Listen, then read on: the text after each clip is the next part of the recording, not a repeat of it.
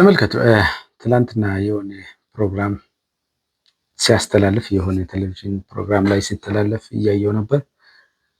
ይሄ ፕሮግራም ትንሽ ለኔ ትንሽ በጣም ከባድ ነበር። ያየሁት ነገር ምንድነው? ነፃ ሀሳብ ነው የሚለው እንትኑ ፕሮግራሙ ነፃ ሀሳብ ነው።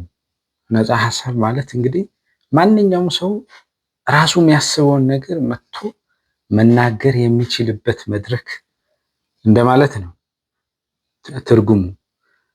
ግን መድረኩ ነፃ አለመሆኑን በግልጽ የሚያሳየው ነገር ምንድነው? የመጡ ሰዎች በሙሉ መጀመሪያ ቀድሞ የተመረጡና ማውራት ያለባቸው ነገር ምን እንደሆነ ተጽፎ የተሰጣቸው ሰዎች ናቸው። አሁን ይሄ ነፃ ሀሳብ እንደው ነፃ ሀሳብ ስሙን ባታበላሹ ምን አለበት? ለምንድነው ነፃ ሀሳብ ያላችሁት? በቃ ዝም ብላችሁ መድረክ የሆነ መድረክ አትሉም ነበር? በጣም የሚገርም ነገር እኮ ነው የምትሰሩት። ግን በዋናነት ከዛ ሁሉ የሚገርመው ፒኤችዲ ያላቸው ሰዎች ዶክተር የተባሉ የተከበሩ ሰዎች ምንድነው ፒኤችዲ ኬት ነው የምታገኙት? ከቀበሌ ነው እንደ ተሰልፋችሁ የምታገኙት? አልገባኝም። ተሰልፋችሁ እንደ ከሸማቾች ነው ወይ የምትገዙት? ፒኤችዲው ምንድን ነው? ቆይ ኮሪደር ልማቱን በተመለከተ ጥናታዊ ጽሑፍ ያቀረበ ዶክተር አይቻልም። ምን ማለት ነው? አሁን ይሄ ምን አይነት ነገር ነው የሚሰሩ? የማህበረሰቡን ችግር መፍታት የሚችል ጥናታዊ ጽሑፍ መስራት ሲያቅታቸው እንግዲህ ምሁራን እኔ ይቅርታ አድርጉልኝ እኔ ያንን ፒኤችዲ አክሰፕት ለማድረግ ከብዶኛል። ግን ምሁራን የምርም እንደዚህ አይነት ስራ ላይ ተሰማርተው ከሆነ በቃ ሀገር ወዴት እየሄደች እንደሆነ እየነገሩን ነው ማለት ነው። አሁን አክቹዋሊ እየነገሩን ያሉት ነገር ምንድነው? ሰርተህ ያቀረብከውን ነገር ህዝቡ የምትሰራው ለኔ አይደለም አይ ዶንት ኬር አይመለከተኝም ብሎ ችላ ስል በዚህ በኩል በማስታወቂያ ይዘህ ትመጣለህ፣ በዚህ በኩል ምሁራን ውይይት ያደረጉ ብለህ ነፃ ሀሳብ ብለህ ይዘህ ትመጣለህ፣ ጥናታዊ ጽሑፍ መልክ ምናምን እያዘጋጀ ይዘህ ትመጣለህ። አክቹዋሊ ይሄን ሁሉ ስንመለከተው የሚነግረን ነገር ምንድነው? ህዝቡ በቃ የሚሰራው ለኔ ነው ብሎ መቀበል እንዳልቻለ ነው። አክቹዋሊ መቀበልም የለበትም። ለምንድን ነው የሚቀበለው እንዴ? ልጆቹን መመገብ ያልቻለ፣ ቤት ኪራይ መክፈል ያልቻለ፣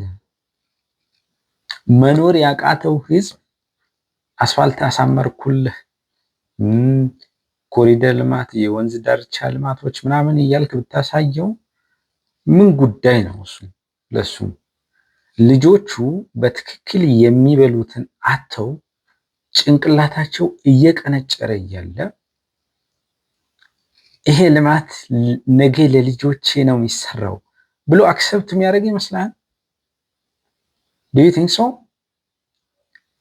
የማይመስል ነገር ነው እኮ የምታደርጉት። የማይመስል ነገር ስለሆነ ህዝቡ አክሰፕት አላደረገም። እነ ሙሉ ዓለም እነ ጥላሁን ጉግሳ በማስታወቂያ መልክ ይናገራሉ። ለአዲስ አበባ ነዋሪዎች ነው የሚናገሩት ወይስ ለክፍለ ሀገር ህዝብ ነው የሚናገሩት? ይህን ማስታወቂያ የሚሰሩት አዲስ አበባ ይህን መስላለች፣ አምሮባታል፣ ወንዝ ዳርቻ ልማት ተሰርቶላታል ምናምን። ለአዲስ አበባ ነዋሪ ከሆነ ኦልሬዲ እየኖረበት ነው ያውቀዋል። ማስታወቂያ አያስፈልገውም። በቃ የሰራው ነገር ለኔ ነው ብሎ አክሰፕት ካረገ ምንም ማስታወቂያ እኮ አያስፈልግም። ለክፍለ ሀገሩ ከሆነ ደግሞ አዲስ አበባ ለመግባት ከትራንስፖርት እስከ መሀል ላይ እስከሚያጋጥመው ሽፍታና ችግር፣ ሌብነት ተደራርቦ አዲስ አበባ ለመግባት የተከለከለ ህዝብ የክፍለ ሀገር ህዝብ ማስታወቂያ ላይ ቴሌቪዥን ላይ ስላሳየኸው ለምን ጉዳዩ ምን ያደርግለታል? አዲስ አበባ ያንተ ነው ካለ አዲስ አበባን እንደፈለጉ መግባት መውጣት የሚችሉ ሲሆንና ገብቶ አትሊስት መኖር እንደውም ሲችሉ ነው እንጂ ካልሆነ ምን ያደርግለታል? አዲስ አበባ አንተ በማስታወቂያ አሳየው አላሳየው የአፍሪካ መዲና ብትለው የዓለም መዲና ብትለው ዲፕሎማት ከተማ ብትለው ህዝቡ መጀመሪያ ለቀጣዩ ጀኔሬሽን ነው የምንሰራው። አሁን ጥናታዊ ጽሑፍ ላይ የሚቀርበው አርቲስቶቹ የሚያስተዋውቁት ሁሉ ለቀጣዩ ጀኔሬሽን ነው የተሰራው ይላል። ለቀጣዩ ጀኔሬሽን እኮ የሚበላ ነገር አቶ እየቀነጨረ ነው፣ በየቤቱ እኮ እየቀነጨረ ነው።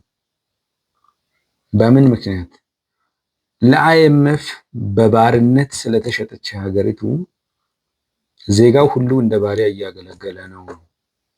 በዚህ አይነት ሁኔታ ውስጥ ዜጋውን አይ እኔ የሰራሁትን ሚራክል አላየህም እያልክ መውቀስ ኢዝ ናት ፌር። ህዝብ ያውቀዋል በደንብ ድብን አድርጎ ነው የሚያውቀው። ድብን አድርጎ ለሱ ስትሰራለትና ለሾው ስትሰራ ህዝቡ ድብን አድርጎ ለይቶ ያውቃል። ችግሩ እናንተ ህዝቡን አላወቃችሁት። እየሰራው ነው ብሎ ከመለፍለፍ ይልቅ የምትሰራው ነገር እያንዳንዱ አንዱ ደግሞ ይሄ ነፃ ሀሳብ ንግግር ላይ አንድ የቀረበው ሰውዬ ፖለቲካ ሲሰራ ምንድነው ይሄ አሁን የተሰራው ልማት እያንዳንዱ ኪሱ ውስጥ ይገባል አለ። ኪሱ ውስጥ በየት በኩል ነው የሚገባው? አስፋልቱ ነው ኪሱ ውስጥ የሚገባው? ሳሩ ነው አምፖሉ ነው ወይስ ምንድነው ኪሱ ውስጥ የሚገባው? እያንዳንዱ ነዋሪ ኪሱ ውስጥ የሚገባ የሚለው ሃው አስረዳው እስቲ። ወይ ኪስ ውስጥ ቤት በኩል መጥቶ እንደሚገባ አስረዳው። የምሁራን እንደዚህ አይነት ዝቅጠት ውስጥ ሲገኙ ትምህርት መማር ራሱ ወደሚያስጠላ ደረጃ ነው የሚደርሰው። በጣም ነው የሚያሳዝነው በእውነት። ስንት ነገር ኢንፍሌሽን ሀገሪቱ ላይ እየተፈጠረ ያለው ኢንፍሌሽን በቀጣይ ትውልድ ላይ ቀጣይ ሀገር ላይ ምን አይነት ተጽዕኖ ሊያመጣ ይችላል የሚለውን እኮ ምሁራን ናቸው መስራት ያለባቸው አይደለ? በዚህ ነገር ላይ ካልሰሩ ጥናታዊ ጽሑፍ ካላቀረቡ መንግስት ሲስት ይሄ ቀጣይ የሚያመጣው እንደዚህ አይነት ነገር ነው ብሎ አቅጣጫ ማሳየት ካልቻሉ ምሁራን እንደዚህ እየዞሩ አስፋልት አንስቶ አስፋልት ያነጠፈበትና አምፖልና አበባ የተከለበትን እየዞሩ ጥናታዊ ጽሑፍ በዛ ነገር ላይ የሚያቀርቡ ከሆነ we are all failed as nation failed as nation እንደዛ ነው የማስበው።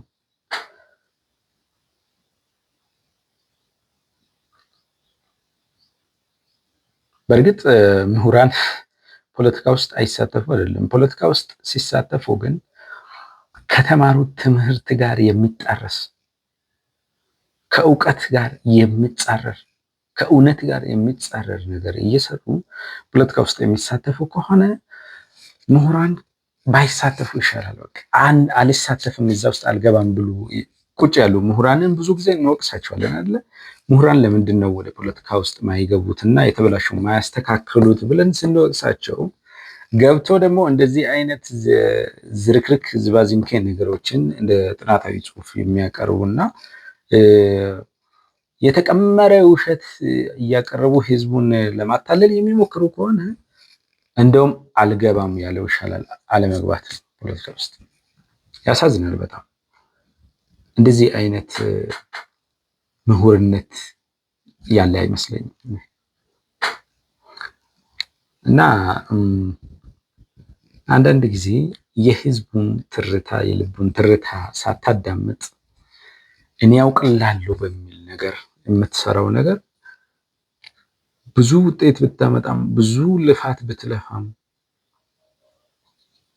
ህዝብ ዘንድ ተቀባይነት ሳያገኝ ይቀራል።